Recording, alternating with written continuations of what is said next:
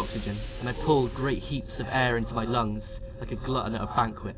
I breathe in so much it hurts, and for a few seconds I'm on my hands and knees, just breathing.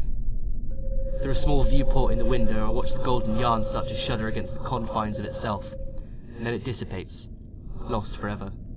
I open the door and find myself on the top floor of the station. A very much operational notice board tells me as such. All there is on this level is a single glass door with a plaque labelled Overseer's Office, Server Room. I try to open it. It's locked. I look around the space and see a row of chairs arranged in what seems to be a makeshift waiting room. The chair smashes the glass with relative ease and I step through. The room is full of rows and rows of servers, all lined up in the darkness like glowing tombstones, filling the kilometre-wide room, stretching high up to the ceiling. The room is cold and I can hear a soft hum of air conditioning. At the centre of the room I see a terminal sat on a small desk. As I march down the narrow aisle of humming machines, I can't get rid of the feeling that something is watching me. I can feel its cold gaze on my back, and I stop suddenly and look behind me. Nothing. At the desk I sit myself down in the chair. The terminal is as old as can be expected on a ship built this long ago, but I turn it on and begin working on getting it open. Within a few minutes I have it working, and I go straight for the mainframe interface. Query: System down.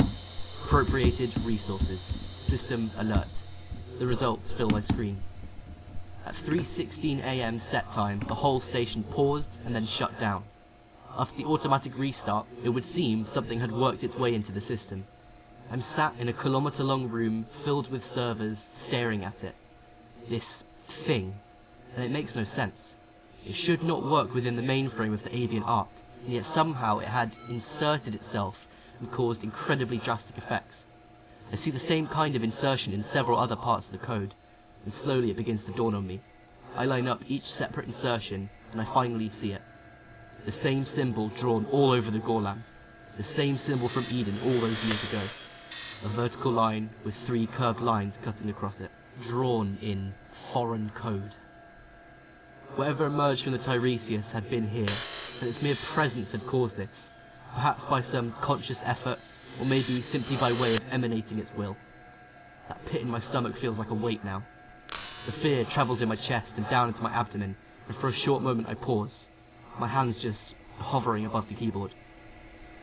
Fuck. The best course of action now is to shut it all down and hail the council. I type in a command to shut down the mainframe and press enter. I speak into my Visiolink. This is Adam Delta 5. I've remedied the situation. Please send someone to come get me this time. I'll explain when you get here. I just want to get the fuck out of here. I lean forward, elbows on knees, clenching tight fistfuls of my hair, staring at the ground. Fuck. A noise comes from the entrance to the room. I look up. I can just make out a dark silhouette of something blocking out the light coming from the waiting room. For a moment we just watch each other, and I feel its cold gaze. And then it begins to run. I leap over the desk and enter the forest of servers, hoping to make a beeline for the exit. I forget all the anxiety about whatever it is that could bend a computer to its will just from being close, and I forget all my regret and my shame, and I just start running. Left. Right. Right. Left. Trying to make my movements as erratic as possible, hoping to evade my pursuer. I make a sharp left, pushing against one of the monoliths, cross over the path, and go into the other bank of machines. One question goes through my mind, inescapable amongst the rows and rows of inoperative machines. If this thing is what I think it is, how is it still active? I see a glint of white metal and I stop, back flat against a server. It has to be one of the security drones. It makes a soft gurgling sound, and I hold myself in complete stillness. The drone leans forward and then sprints off, deeper into the maze. Once it's out of earshot, I start to run and leap out of the door, down the stairs 3 to 4 steps at a time, ignoring the sting in my feet as I land. I reach the entrance to the top ring and pause, once more taking in deep breaths. I really need a gun. Still heaving, and with my hands on my knees, I look down the corridor. What's down there? Some kind of instinct tells me that the answers I'm looking for are in the top ring. I draw myself up, and once more, start running. Please don't eject me. Please don't eject me. Please don't eject me.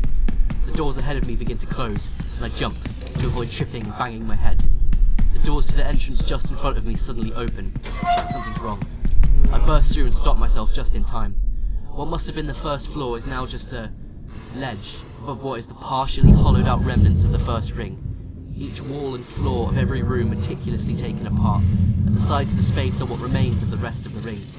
What horrifies me most in all this are the swarms of drones in the space.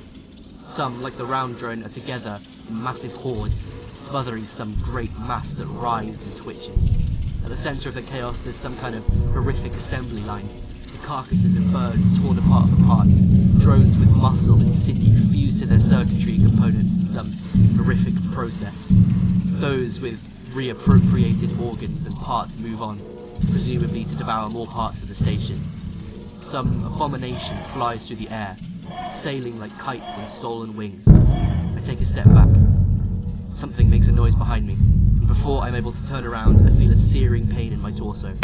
I look down and see a long appendage protruding outwards from my chest, composed of metal fused to bone, wrapped in muscle and flesh, stray feathers soaked in the blood of us both. It leans in, gurgles, and I lose consciousness.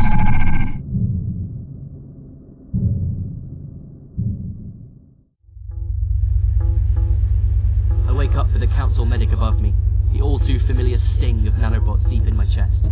I look up at them. Why do you all wear visors? Impartiality. You shouldn't have survived this. Well, I am immortal. You don't deserve it. He says, and then walks off. Later that day I read the mission debrief. The Avian Ark was lost. After a team of Thanes dragged me out, Council obliterated it to prevent the spread of the insertion, and to destroy the abominations. In their eyes, losing the last samples of the Griffin Vulture, the Western Jackdaw, the Congo Peafowl, and many others was worth the safety of the galaxy at large. I place the tablet on the bedside table and rest my head on the pillow, my horns knocking against the plastic headboard. I clench my eyes and run my hands through my hair, grabbing tight fistfuls of it. Fuck.